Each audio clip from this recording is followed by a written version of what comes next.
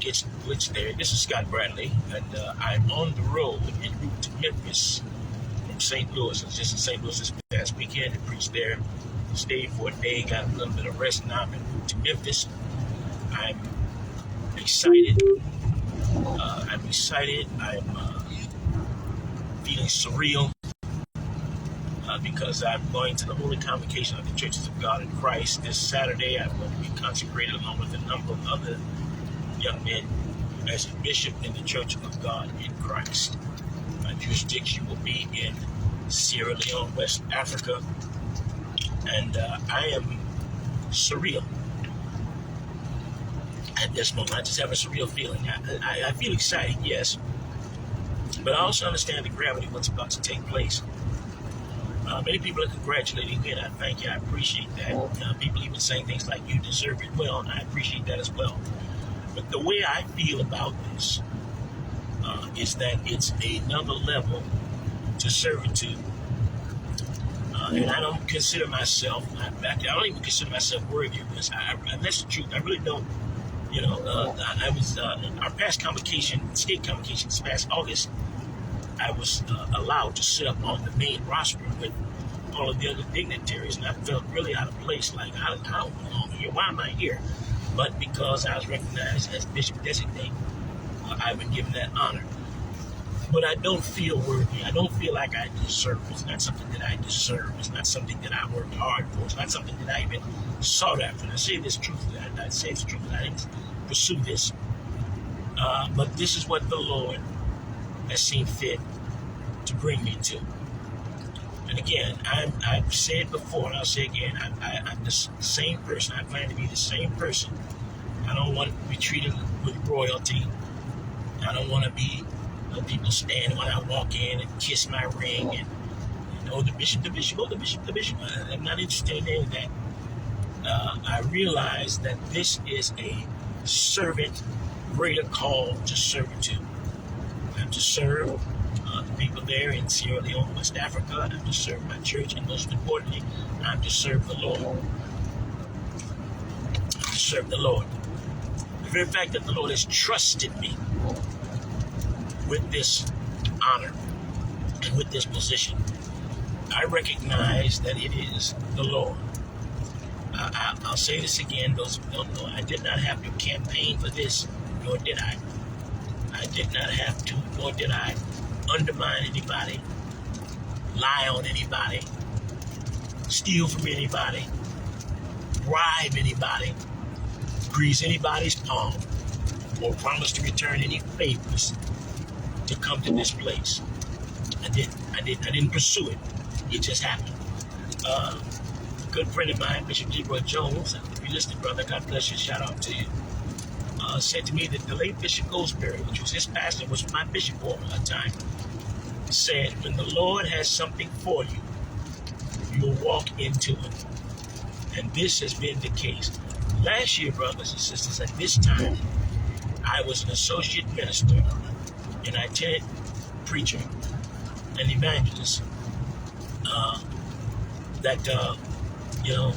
at my home church, the church I was a member of. I wasn't even a pastor. Here it is a year later. I'm a pastor, about to become a bishop. And the Lord is doing great things. In less than a year's time, this has happened. It doesn't take the Lord long. And as the late Bishop Goldsberry said, when God has something for you, you will walk into it. And this is what has happened. This is what has happened. I want to thank God for my wife. She'll be joining me this week. 43 years. This December 19th will make 43 years that we've been married. I got a birthday coming up. I just happen to remember, November 13th is my birthday. Now I will not be getting consecrated on my birthday. The date on that is November 9th.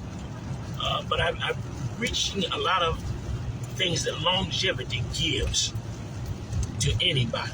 I remember being the sports fan that I am. I remember a baseball player was saying that he had come to the point where he was about to hit his 500 home run and all the RBIs it goes with baseball. He said one of the veteran players told him, he said, longevity does that. In other words, you've been doing this for a long time. You're not going to get 500 home runs in baseball if you haven't been playing a long time. You don't play 2 or 3 years, and suddenly you're up to 500 home runs. You're in there a long time. And I'm saying that to say this, that the longevity that I've been blessed to do, marriage, ministry, in fact, June of 2025 will make 50 years that I have been in ministry. 50 years, more than half my life. I started preaching, as you all well know that listen to me regularly. I started preaching when I was 16, about to turn 66. 50 years preaching the gospel as a young boy, as a teenager, as a young man, into my 20s, 30s, 40s, preaching the gospel. And I was consistent, brothers and sisters. I was consistent. I didn't have lapses where I was ready to quit. And, I ain't doing this no more.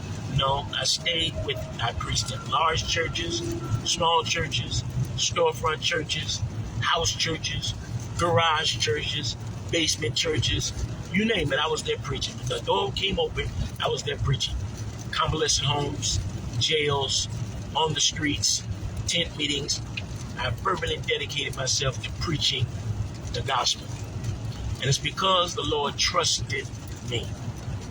And if I can say this in my closing again, I'm driving along here, doing pretty good, making some pretty good time here. In fact, I got in cruise control, but don't worry, I'm paying attention to the road. Don't worry. But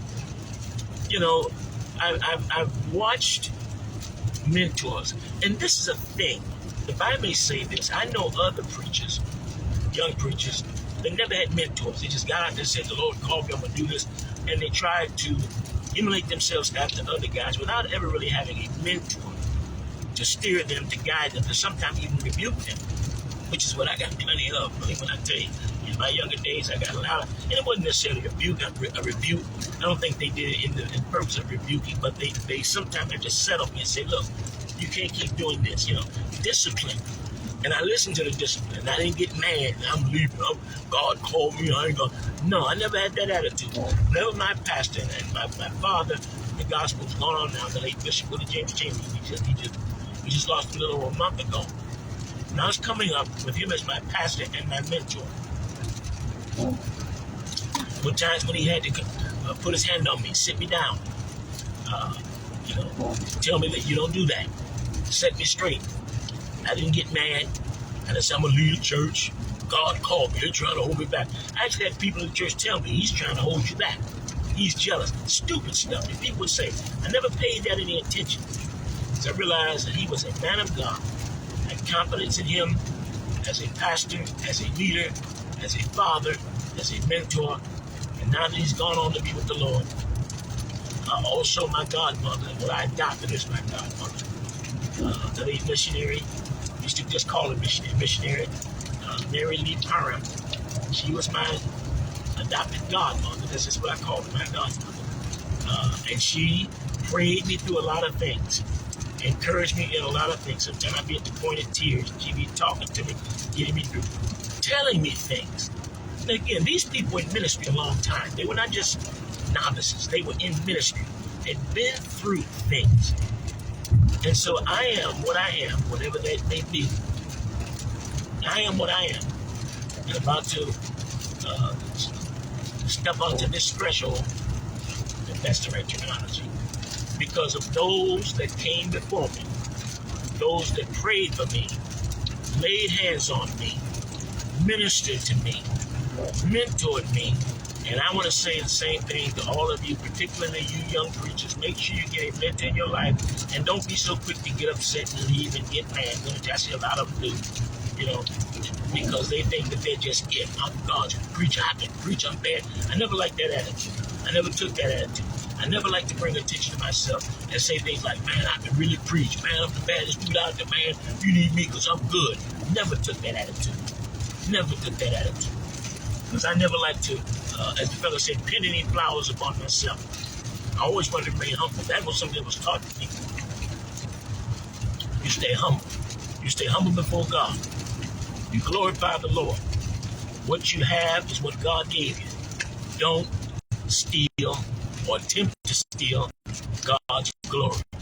And I can say, brothers and sisters, as I'm coming to this monumental moment of my life, where I'm about to be consecrated as a bishop, which is one of the highest honors that you can have in our church.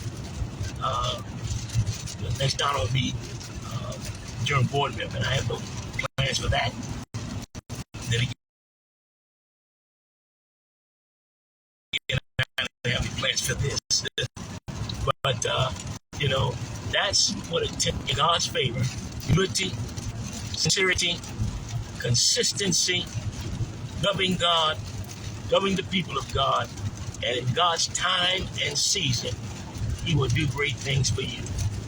God bless you. Those of you who come to Memphis, good to see you. Again, our consecration is Saturday morning, 9 a.m. the Renaissance Convention Center. I've already got my vestments, already got my ring, already got my cross. All that stuff was going to be put on me, dressed, and all that kind of stuff. And I feel surreal, that this thing is really happening. I feel humble, and God forbid that I should change and get crazy over something like that. God bless you. Pray for me. We'll talk to you real soon. God bless.